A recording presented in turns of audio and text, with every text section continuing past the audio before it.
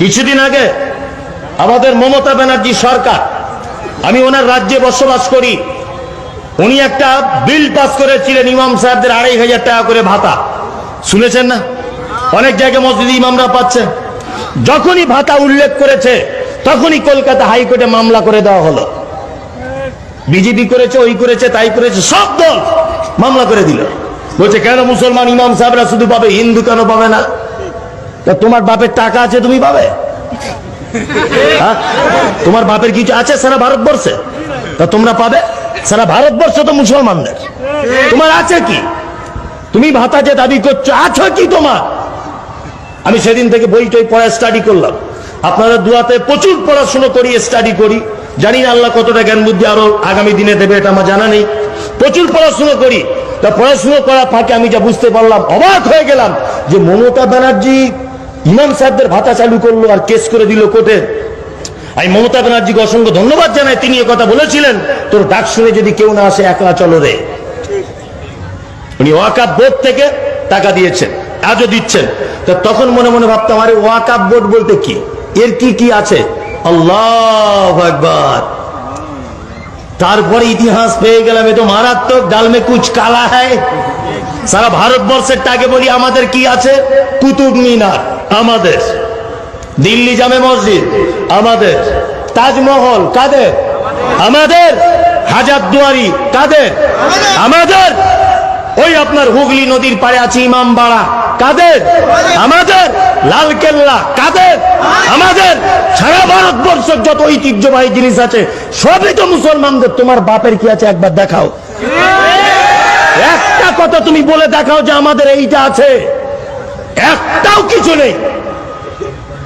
কিসের তুমি দাবি করছো 2500 টাকা করে? সেদিন থেকে আমি পড়াশোনা করে দেখতে পেলাম যে গোটা কলকাতাটাই তো দেখতে পাচ্ছে মুসলমানদের। আল্লাহু আকবার। আপনি অবাক হয়ে যাবেন।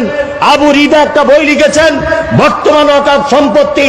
এই বইয়ের ভিতরে তিনি তথ্যগুলো দিয়েছেন যে কলকাতা হাইকোর্টে বসে ইমাম সাহেবদের ভাতা বাতিল করে দেওয়া হলো, ওই কলকাতা হাইকোর্ট মুসলমানদের জমির উপর অবস্থিত।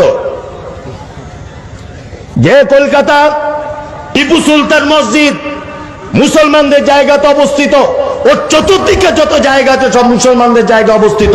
শুধু এই নয়, দিদি বর্তমানে যেখানে থাকছেন নবান্ন, দ্বিতীয় হুগলি সেতুর পাশে, ইতিহাস বলছে, মোবাইল এখনই সার্চ করুন, ওই জায়গাটা ওয়াকফ বোর্ডের উপর অবস্থিত। আপনাকে আবার বলছি, শুনে রেখে দেন, ইডেন গার্ডেন মুসলমানদের সম্পত্তিতে অবস্থিত। মোহনবাগান, ইস্ট বেঙ্গল ক্লাব মুসলমানদের জায়গার উপর অবস্থিত। আলিপুর আবহাওয়া দপ্তর মুসলমানদের জায়গার উপর অবস্থিত। কলকাতা নেতাজি সুভাষচন্দ্র যে বিমানবন্দর রয়েছে, মনে মনে ভাবতাম দাদা দিদি এসে খুব প্লেনে করে নামছে। তোমার বাপের জায়গায় নামনি, মুসলমানদের বুকের উপরে নামছো তুমি কলকাতা এসে।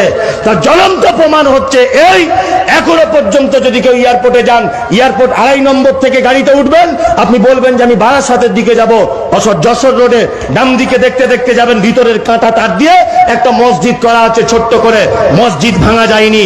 তার মানে বোঝা গেল ওখানে নিশ্চয়ই কোন জনবসতি মুসলমান গ্রাম ছিল। প্রমাণ করে ছিল কোন মুসলমান গ্রাম, ওটাকে উচ্ছেদ করে দেওয়া হয়েছে, ভিন্ন ব্যাপার। ওই মসজিদে শুধু রমজান মাসে নামাজ পড়ার জন্য পারমিশন আছে, আর কোনো পারমিশন দেওয়া হয় না। মুসলমানদের জমির উপরে অবস্থিত, তার নাম দমদম এয়ারপোর্ট। আপনি আরো কত নেবেন? সিনেমা তৈরি হয় কলকাতা, তার নাম টালিগঞ্জ। আসলে ফুল ফর্ম হচ্ছে, তার শর্ট ফর্ম হচ্ছে টি আলীগঞ্জ, যার ফুল ফর্ম হচ্ছে তাহের আলীগঞ্জ। 550 একর জমি মুসলমানদের বাপের সম্পত্তি, সেটাকে জোর করে দখল করে সেখানে সিনেমা তৈরি করা হচ্ছে।